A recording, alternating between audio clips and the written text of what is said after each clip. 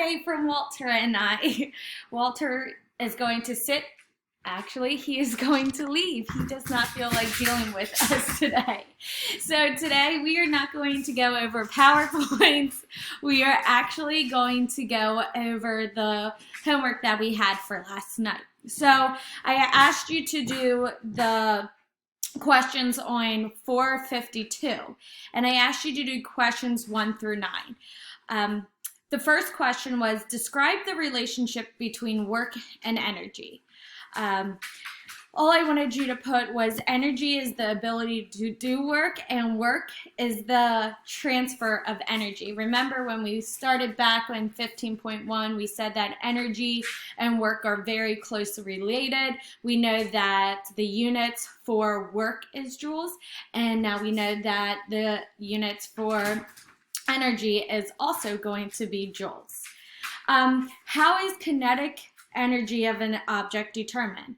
This question, all they wanted to know was basically what's the formula. So we're going to do half the mass times the velocity squared. So all you had to do is really look at the formula.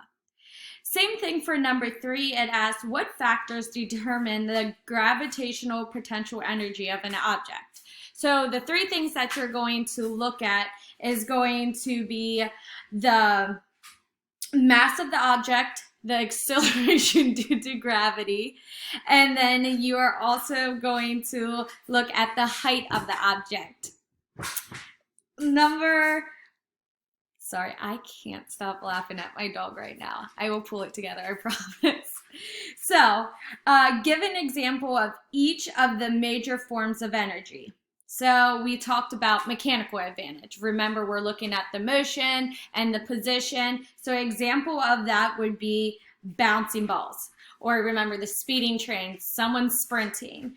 The example of thermal energy was, remember we were looking at the picture of the melted metal, and you could tell that it had thermal energy because it was giving off that light effect.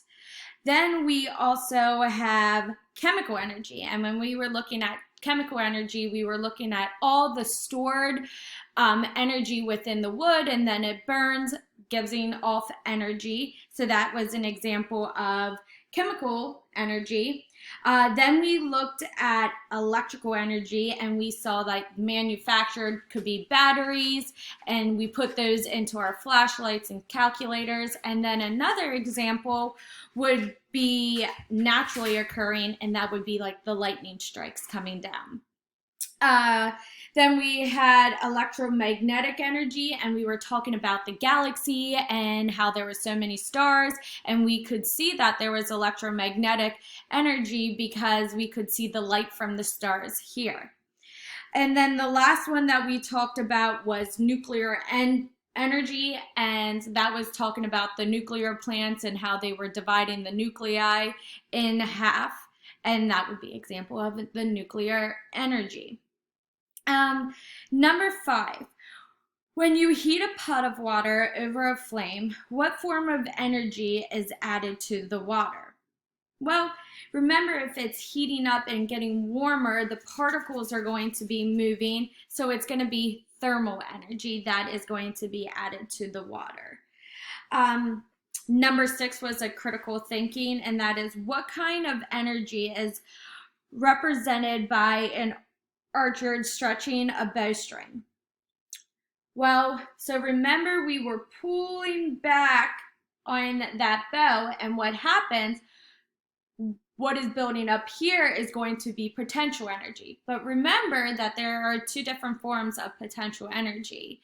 We have the gravitational, and then we have elastic. So if we're pulling back, remember I used an example of a hair tie, and I pulled back the hair tie and I released it. This is going to be also another example of elastic potential energy. Can an object have both kinetic energy and potential energy at the same time? Explain.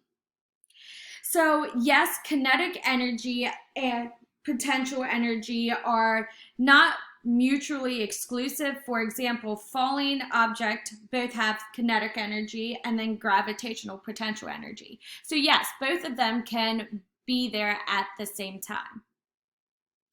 Then we had our 2 math problems. For number 8, it says a 60-kilogram person walks from the ground to the roof of a 74.8 meter tall building. How much gravitational potential or energy does she have at the top of the building?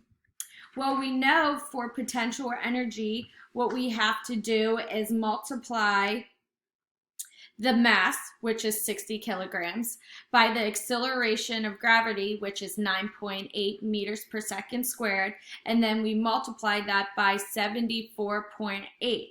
And your answer should be 43,982 joules.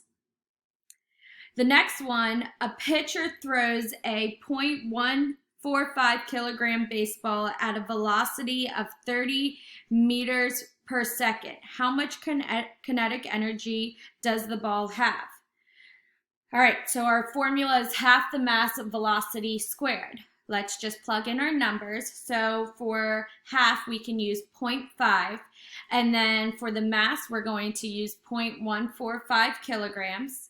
And then for the velocity, we're going to use 30 meters per second. We're going to square that, and your answer should be 65.3 joules. I know this isn't like us sitting in the classroom laughing, having fun, but I hope that you're getting the same experience through this a little bit with my face being on the camera.